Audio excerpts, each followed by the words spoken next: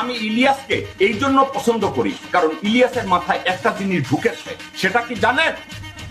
ভারত আমাদের শত্রু। ইলিয়াস এটা বুঝেছে। কনক বুঝে নাই। কনক দুদিন পরে রয়ের কোলে বৈশা ওরে ফ্যাট শরীরটা লইয়া চুমা খাইব। কনককে বিশ্বাস করেন না, ইলিয়াসকে করেন, কারণ ইলিয়াস ভারতের পক্ষে না। ইলিয়াস খুব ভালো করে জানে ভারত কারা, স্টাডি করে দেখছে ভারত। এই জন্য ইলিয়াস মাঝে মাঝে চিল্লায় ভারতের পক্ষে যারা যাইবেন আমরা তাদের বিপক্ষে।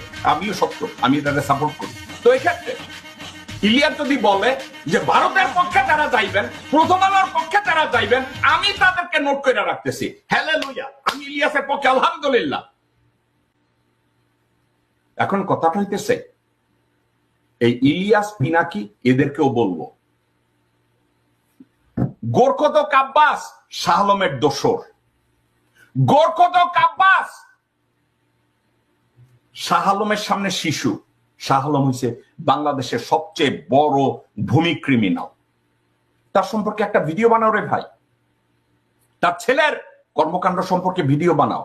বানাচ্ছ না কেন? ইলিয়াস বানাচ্ছে না কেন? পিনাকি বানাচ্ছে না কেন?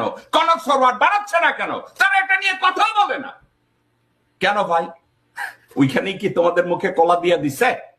এগুলো নিয়ে একটু কথাবার্তা বলো, কথাবার্তা